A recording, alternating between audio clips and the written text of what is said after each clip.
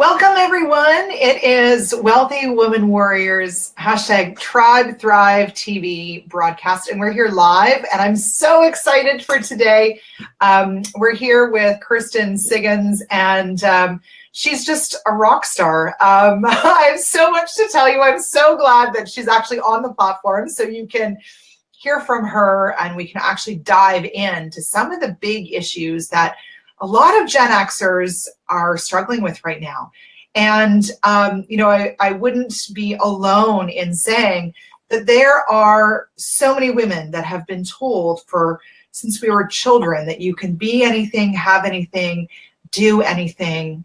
And what I constantly hear people asking me is, hey, Andrea, can I give half of it back? Well, what we're going to talk about here today really is Kirsten's gift. And what happened was that when I first started Wealthy Woman Warrior and we transitioned into understanding that it doesn't just take one person, it really is a collective. It's a tribe, it's a collaboration to really help empower women and move this needle forward. I was put in touch with Kirsten, and it was one of our mutual friends. And we sat down and we had a quick conversation that was supposed to be, half an hour, which turned into, 2 hours? Because we were so aligned in our thinking. And there were so many avenues that I recognized in Kirsten that she could provide to the women that really are struggling right now. So I welcome you, Kirsten, to our live broadcast. I thank you for coming on, and let's dive into our talk today. Thank you for having me. I'm excited to be here.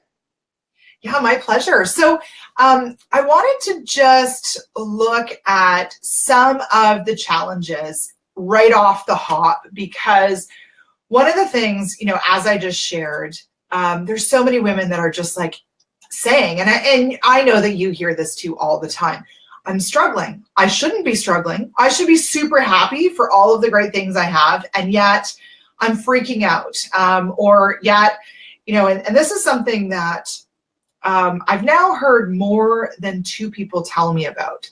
And it's women that are just getting to the end of their rope, and they're quite literally smashing kids' iPads because they're so frustrated. It's not because they're bad people. It's not because they're not amazing women. And we don't need to throw any shame or blame on them.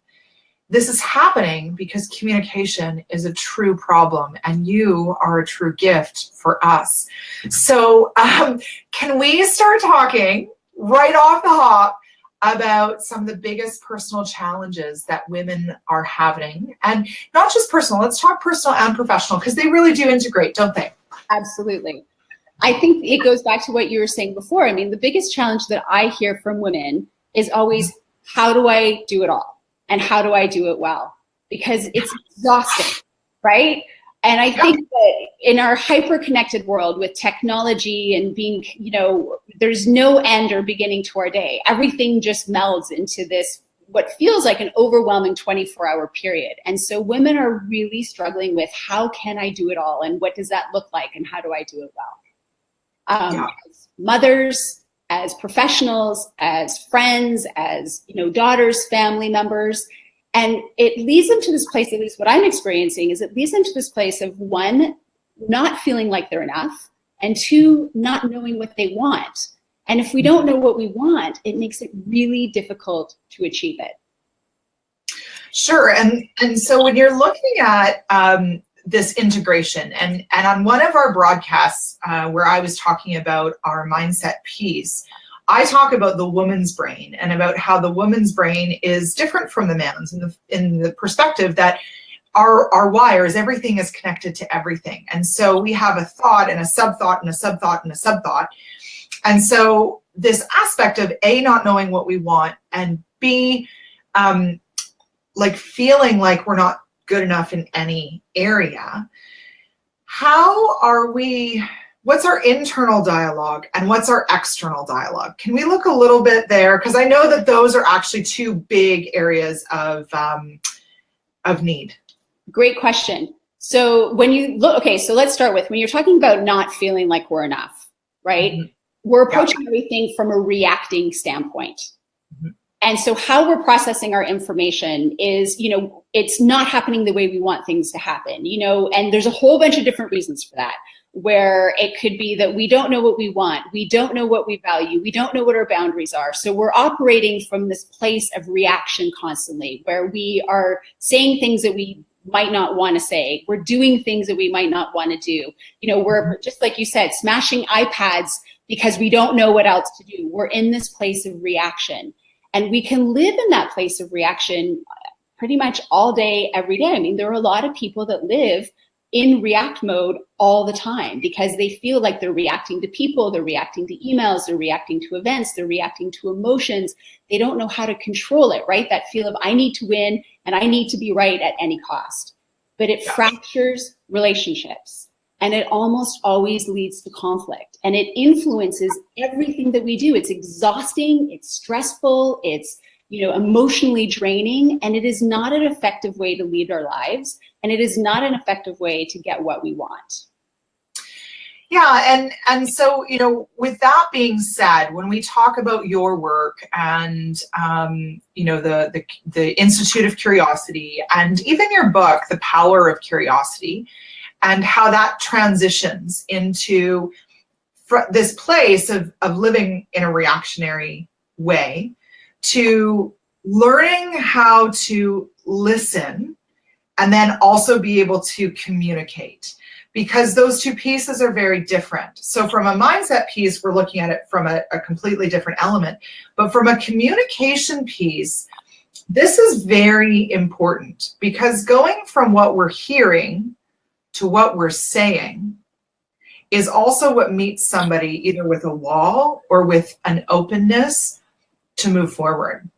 So let's talk about how curiosity shifts that and how it can help us move either through or around those challenges. So I think curiosity is your most powerful tool. And first, for the reasons that you're saying, it allows us to be present. So let's go back a bit.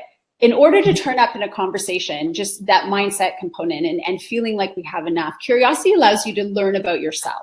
And that's the biggest, most important piece that a lot of women miss out, right? The biggest thing that I hear from women at workshops is, Kirsten, I don't know, I know what I don't want, but I don't know what I want, right? I don't know what my values are. What do you, boundaries? Who has time for boundaries, right? And so women need to take the time to be curious with themselves, to look inward and say, what do I want? What are my values? And what are my boundaries? That's self-care.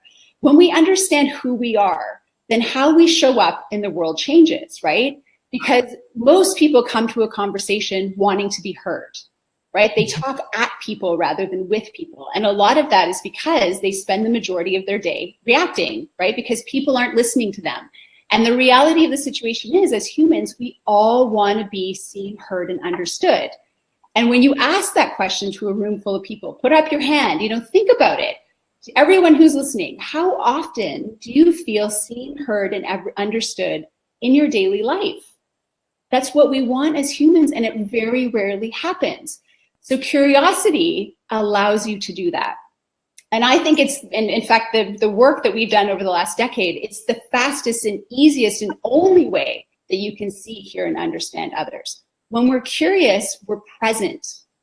Something that, again, we don't do very often in our daily life, right? But when we're present, then we can actively listen. And then when we actively listen, we choose how to listen, which is what you were talking about before. How you process that information, right? Are we processing it through our own lens and our own experiences, where we're telling and we're judging and we're fixing and we're solving? And we think that we're being helpful, but the person that we're speaking to is not asking for such a request. Or are we open and curious to just focus on the speaker and learn about what's really going on for them?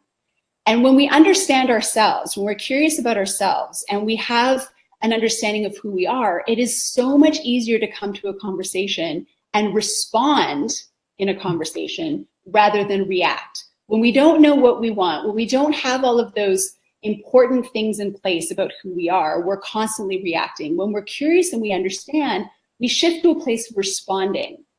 And that's how we connect with people. That's how we engage with people. That's how we inspire, right? You collaborate, you innovate, all those words that people throw around that are so important to us. But most importantly, it's how we build relationships, those authentic relationships that we all want and crave, because it's how we see, hear, and understand people, by being open and present and focused on the speaker to learn without judgment. You don't have to like what they say. You don't even have to agree with what they say, right? You just have to listen to them so you can learn and understand. And by asking those curious questions. Sure. Well, and I mean, going back to, what you opened with, in our fast-paced society where we have, our days never end, where communication, technical communication never shuts down. I think what happens is that we look at things and we judge them in a second. Like it's not even a second anymore. It's a nanosecond. And I think what's happening for a lot of women is that we might even get an email, and instead of reading the email and taking in whatever is there, we take one piece, one word, one thing that sets us off, and we immediately react. And that immediate reaction is what then puts this process and this it's the wording that I'm looking for. It's like, I want to say venom. And I know that sounds silly, but when you look at the physiology of what happens in the body and the brain, when you have an overreaction, which is what you're speaking about, we can actually see that if you get to a place of rage, so smashing an iPad, you actually convert your saliva into what could be known as poisonous. They've actually done studies and tests on this, and I'm sure you've read these too. You know everything that I'm talking about. So when you look at this is the stuff that's happening. Like, we're venomous from reading something, from taking it in, and then having this massive reaction to it. Well, you have to remember, we are never taught these skills, right? Mm-hmm. So first and foremost, communication skills, relationship building skills, how we process information. These are skills that we take for granted. They're skills that we are all expected to do well, but we are never taught. So already we're put in this unfair position because, yes, we go to judgment right away. We live in a very judging world. I was talking to my 11-year-old about that today, because now I hear it in his conversations with his friends, and he's like, Mom, everybody's judgmental. That's the way it is. But it doesn't have to be that way. It's a learned behavior. And you're right. I mean, when we go to that place of reaction or living below the line or however we want to look at it, there was a time in our life, way back in caveman years, our brain developed that to literally save us from dinosaurs so that we could stay alive. But now, as we've evolved, leaders and humans and parents have a hard time distinguishing against when it's a threat to our physical survival versus our ego or our identity, right? Yeah. And we go to that same place. Absolutely. Absolutely. The coolest part is because we feel like we've lost control. We feel like we're never good enough. We feel like, we don't know what we want. We're constantly reacting. But if we can stay in that place of curiosity, the neuroscience supports, if you can ask a question, if you feel your emotional buttons getting pushed, or you feel like you're out of control, or you don't really know what it is that you want in a conversation, or you don't know how to move forward. If you can stay in a place of curiosity and just ask open questions, who, what, where, when, and how questions, dopamine will actually be released in your body, that feel-good drug, right? Where you have a mind-heart opening. And if you can continue to ask these open questions, not only will you learn and understand what's going on for the other person, it makes you feel better. Yeah. It absolutely does. So let's move forward into my next big question for you, because I think it's a great segue for this. Now, when you look at what I'm starting to call a new paradigm, because Nobody teaches us how to think prolifically. Nobody teaches us how to communicate prolifically or in a way that is going to allow for innovation and change and open communication. Nobody teaches us, how to sell sincerely. Nobody teaches us how to use technology where we're not being taken advantage of. And when you look at the fifth platform, which is financial literacy, all 5 of these are vulnerabilities for women right now. And when we look at this new paradigm, let's introduce the new paradigm for communication, because I think that each of them have the potential to move women forward in a much more dynamic, collaborative, and exponential way. And I know that those are big words, but really that's how I see it. So can we talk about your new communication paradigm that will help women with both their personal and their professional lives? Absolutely. So first, let's sort of set the stage. As we're shifting out from this hierarchical top-down model of communication that a lot of women are familiar with because most of us grew up with it, right? Where it was from a parent's perspective, I know, I will tell you what to do, you will do what I say. And leadership was not that different, where it was top-down leadership as well. Yeah. Now shifting through technology to a flatter, more transparent, era. And with that, the communication paradigm has to change because you now have 7-year-olds that have access to the same amount of information as 50-year-olds, right? So you now have a younger generation that has access to the same amount of information as the older generation, which has never, ever happened before. Yeah. And this is important for people to understand. It's not the same experience, but they have access to the same knowledge. And so knowledge bearers must now adjust. So we're now in this place where it's flatter, it's more transparent, and collaboration is the word that everybody wants, right? If you go into an organization, they will say, I want to collaborate, I want to innovate. Families now use that word, collaboration. Yep. But it doesn't work with the old top-down paradigm. And it doesn't work with our old language of the telling and judging and blaming and shaming. Yep.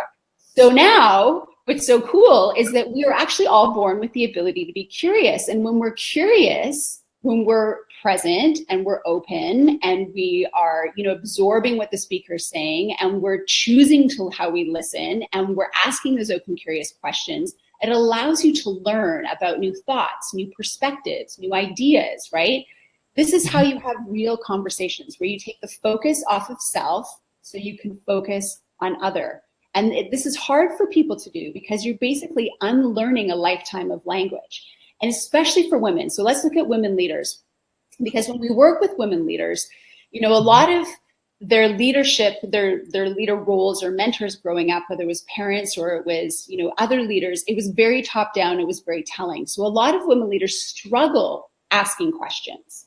They really struggle with that notion of turning up to say, if I ask a question, it's going to look like I don't know what I'm doing. Absolutely. However, how are you ever going to know the needs of your team or your family if you don't ask those questions? And that's the collaborative, paradigm that we're in now.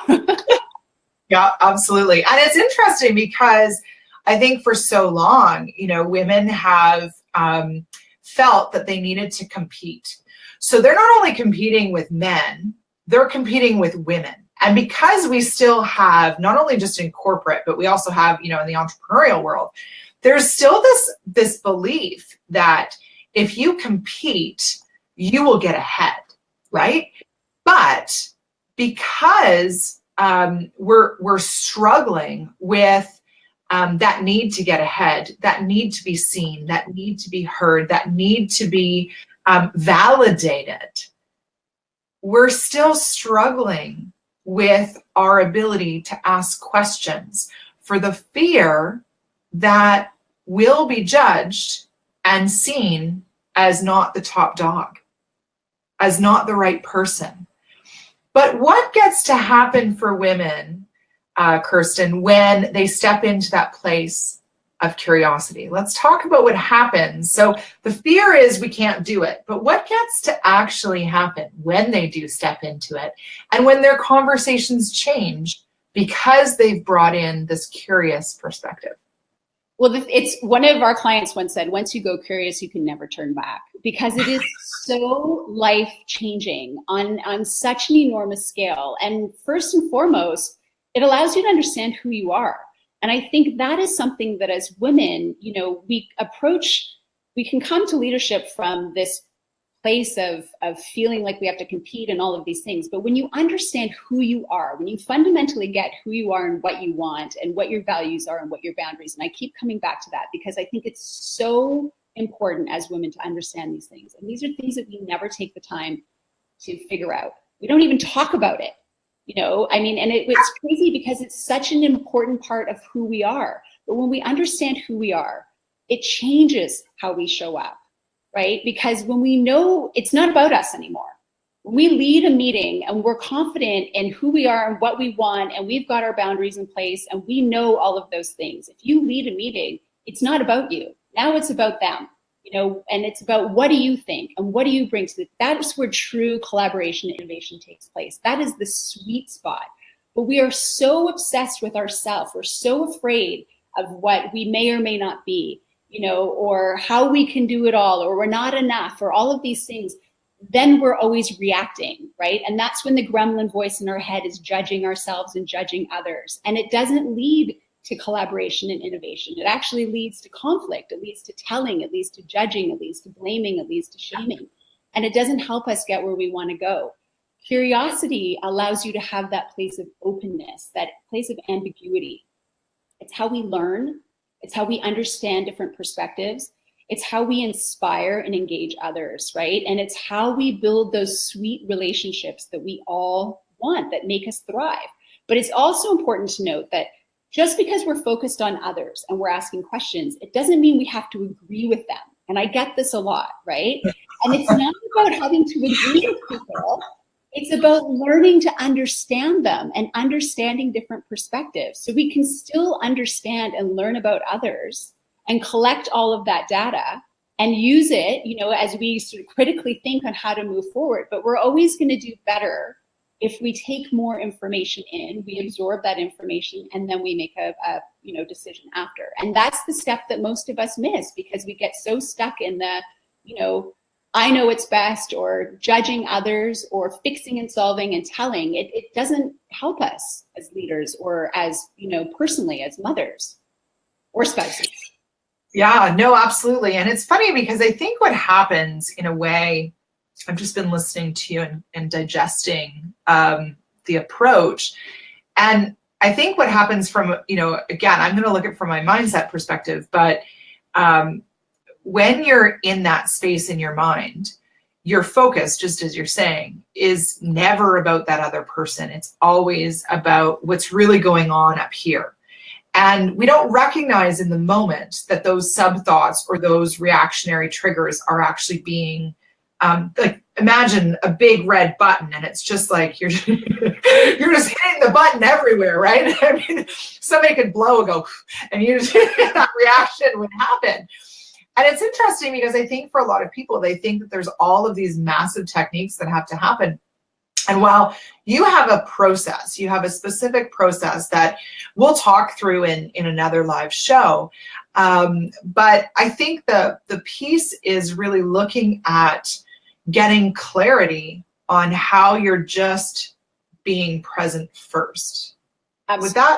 Would that be right? Can I say that?